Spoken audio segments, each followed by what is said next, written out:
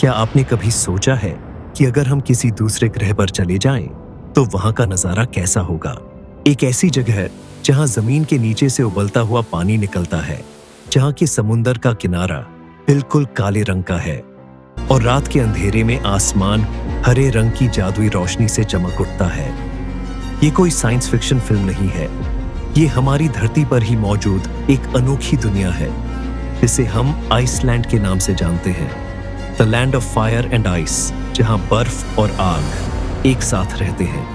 Iceland Europe के north में मौजूद एक बेहद अनोखा आइलैंड देश है। अगर इसके टोटल एरिया की बात करें तो ये लगभग 1,03,000 स्क्वायर किलोमीटर में फैला हुआ है। जियोग्राफी के हिसाब से ये देश बिल्कुल अकेला है, क्योंकि इसका कोई भी लैंड बॉर्डर किसी दूसरे देश से नहीं मिलता। ये चारों तरफ नॉर्थ अटलांटिक ओशन से घिरा हुआ है। चौंकाने वाली बात यह है कि इतने बड़े देश में यहाँ की कुल पॉपुलेशन सिर्फ 3,90,000 के आसपास है, यानी हमारे भारत के किसी छोटे से शहर जितनी। यहाँ का मेन रिलीजन क्रिश्चियनिटी है, जिसे यहाँ के अधिकांश लोग फॉलो करते हैं।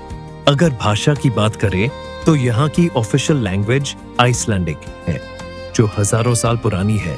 आइसलैंड में चलने वाली करेंसी को आइसलैंडिक क्रोना कहा जाता है। यहाँ के लोगों की लाइफ बिल्कुल शांत और नेचर के बेहद करीब होती है।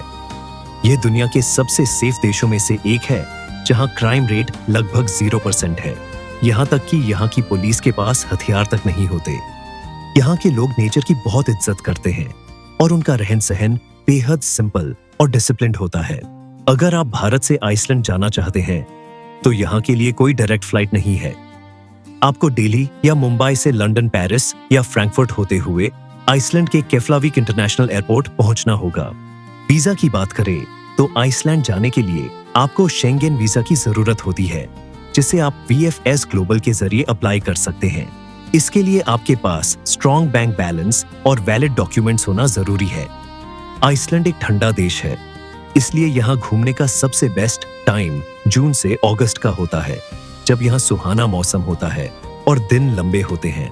लेकिन अगर आपको नॉर्दर्न लाइट्स देखनी है तो आपको सितंबर से मार्च के बीच जाना चाहिए।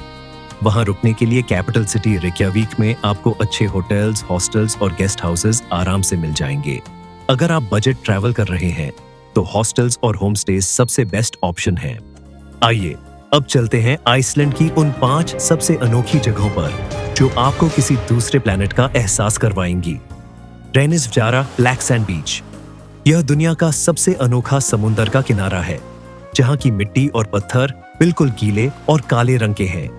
यहाँ का नजारा देखकर ऐसा लगता है जैसे आप मून या मार्स पर खड़े हैं। स्ट्रोकर ग्लेशियर, यह एक ऐसा नेचुरल फाउंटेन है जहां हर 6 से 10 मिनट में जमीन के अंदर से उबलता हुआ पानी लगभग 60 फुट ऊपर आसमान की तरफ तेजी से निकलता है। ब्लू लेगून, यह बर्फ की ठंड के बीच मौजूद एक नेचुरल हॉट स्प्रिंग पूल है। इसका पानी हमेशा गर्म रहता है और इसमें बहुत सारे मिनरल्स होते हैं जो स्किन के लिए बहुत अच्छे माने जाते हैं। वटनायोकुल आइस केव्स, यह बर्फ के पहाड़ों के अंदर बनी नीली और ट्रांसपेरेंट गुफाएं हैं। इन गुफाओं के अंदर जाकर ऐसा लगता है जैसे आप किसी जादुई दुनिया में आ गए हैं। ऑरोरा बोरियालिस, नॉर्दर्न लाइट्स, रात के समय आसमान में हरे और नीले रंग की रोशनी की लहरें नाचती हुई दिखाई देती हैं।